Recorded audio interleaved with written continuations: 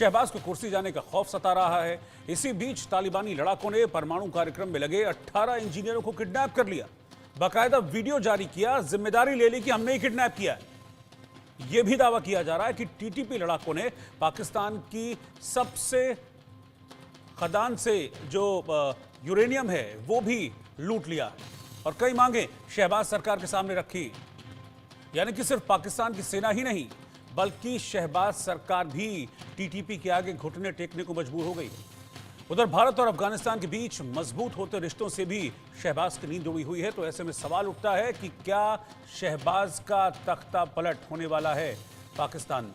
ये एक बड़ा सवाल इस वक्त खड़ा हुआ है। क्या शहबाज को अब जनता के गुस्से का सामना करना पड़ेगा?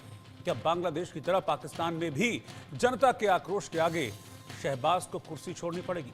ये तमाम सवाल हैं जो खड़े हो रहे हैं इस वक्त पाकिस्तान के हालातों को देखते हुए। और सबसे ज्यादा चिंता की बात तो ये है कि खैबर पख्तूनख्वा प्रांत में जो पाकिस्तानी सेना है उनके पांव उखड़ने लगे। जो हालात हैं इस वक्त खैबर में और बलूच में, उसको लेकर हमने एक सर्वे किया और उस सर्वे के सवाल और नतीजे मैं आपके सामने रखता हूं। फिर अपने पैनल को ओपन करूंगा और चर्चा की शुरुआत करेंगे। मेरा सवाल था कि टीटीपी ने पहले पाकिस्तानी सैनिकों और अब 18 पाकिस्तानी अधिकारियों को किडनैप कर लिया। क्या पाकिस्तानी सेना में इससे डर का माहौल है? 75% लोगों ने कहा कि हां, इस वक्त पाकिस्तानी सेना डरी हुई है। किससे डरी हुई है? टीटीपी से डरी हुई है। 24% लोगों ने कहा कि नहीं, ऐसी कोई बात नहीं। 1% लोगों ने कहा कि इस मुद्दे की उनको समझ और जानकारी नहीं है, इसीलिए वो इस पर बात नहीं करना चाहते। सर्वे का अगला सवाल था कि तालिबान के डर से कई पाक सैनिक अपनी नौकरी छोड़ रहे हैं, इस्तीफा दे रहे हैं। क्या पाक आर्मी टीटीपी के आगे सरेंडर कर देगी?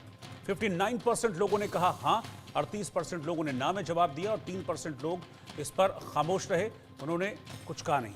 मेरे साथ 3 खास मेहमान हैं, मैं उनको इंट्रोड्यूस कराता हूं, फिर हम चर्चा की शुरुआत करेंगे।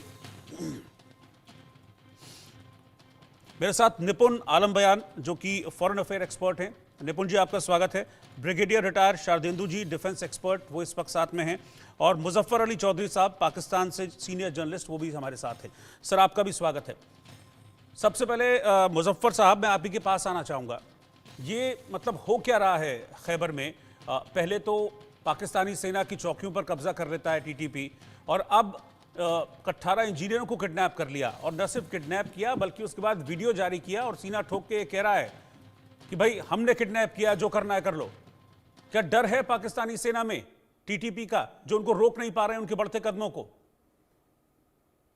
देखिए, डर की जो बात है, कोई डर तो नहीं है। आपने देखा कि पाकिस्तानी जो फौज है उसने 2014 में ज़रबुल अज़ब जो है एक ऑपरेशन लॉन्च किया था। उसके बाद में 2017 में रद्दुल फसाद एक किया था। ये ज़रूर है कि पाकिस्तानी जो सेना के जवान हैं वो शहीद हो रहे हैं वहाँ पर, उनके ऊपर अटैक भी हो रहे हैं, उनके ऊपर हमले हर तरफ से हो रहे हैं और उनकी चौकियाँ, जैसे आपने बताया, उनके ऊपर भी अटैक हुए हैं। लेकिन आप ये ना समझे कि वो डर का शिकार है या हाँ, एक परेशानी तो होती है, कोई भी इस तरह की चीज़ जब आपके मुल्क के अंदर चल रही हो कि आपको पता ही नहीं कि आपका दुश्मन कहाँ से आपके ऊपर अटैक कर देगा।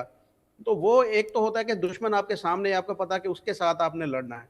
यहाँ पर मसला ये है कि आपको पता ही नहीं कि कहाँ से, किस वक़्त और किधर से आपके ऊपर अटैक हो जाना है। यहाँ टीटीपी के लोग जो है वो इस कदर पाकिस्तान के खैबर पख्तूनख्वा के अंदर फैल चुके हैं कि उनकी पता ही नहीं चलता। अभी 2 दिन पहले एक जो ऑपरेशन किया गया उसमें 19 लोगों को मारा गया है और उसमें 3 जो फौजी जवान भी वो भी शहीद हुए हैं। ये जो आज आप वाक़या बता रहे हैं इंजीनियर्स का, ये कबल एरिया है मालाकंड का, उसके अंदर ये वाक़या हुआ है और वहाँ से उनको अगवा किया गया है। और वो अब देखिए क्या डिमांड, वो कोई डिमांड करेंगे, या तो जो उनके कुछ कैदी हैं पाकिस्तान के पास उनको वो रिहा करवाएंगे, या देखें और क्या वो डिमांड करते हैं। तो मसला तो है, पाकिस्तानी जो सेना है वो एक महाज पे नहीं लड़ रही इस वक्त। बलूचिस्तान के अंदर कल हमने देखा कि वहाँ पर भी एक जो तहसील है जहरी, उसके अंदर भी उन्होंने कब्जा किया, बैंक के ऊपर कब्जा कर लिया, थाने के ऊपर कब्जा किया, नादरा ऑफिस के ऊपर, और इस तरह की जो सरकारी अमलाक थी उन सब के ऊपर वहाँ पर कब्जा किया गया। तो ये प्रॉब्लम तो चल रही है। उधर बलूचिस्तान के अंदर हालात ख़राब है, इधर खैबर पख्तूनख्वा के अंदर हालात ख़राब हैं। और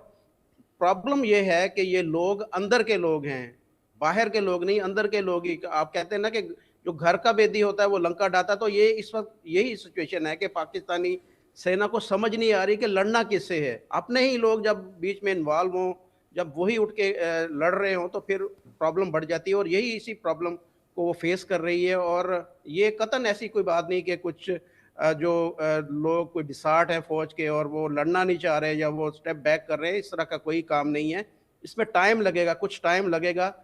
ऑपरेशन चल रहा है, ऑपरेशन के अंदर कुछ हालात ठीक हो जाएंगे, लेकिन जो मजीद जो इस वक्त तशवीश की बात पाकिस्तान के अंदर जो देखने को मिली है वो यही है कि कल जो मीटिंग हुई है इंडियन फॉरेन सेक्रेटरी की जो वजीर खारजा है अमीर खान मुत्तकी के साथ, उसको लेकर काफ़ी है कि अब पहले एक खबर आई थी कि अमेरिका जो है वो फंडिंग दे रहा है, अब ये खबर आना कि जी अब भारत के साथ भी रिलेशन बेहतर हो रहे हैं, तो इस चीज़ को लेकर काफ़ी परेशानी यहाँ पर पाई जाती है कि कहीं अब इनको ज़्यादा और ताकत ना मिल जाए तालिबान को, टीटीपी को।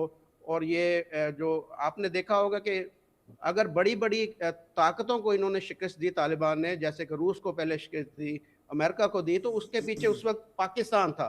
लेकिन अब जो सूरत-ए-हाल ये है कि अगर इसके पीछे अमेरिका होता है या इसके पीछे भारत उनको कुछ भारत की सपोर्ट मिल जाती है, तो ये पाकिस्तान के लिए एक बहुत बड़ा खतरा है।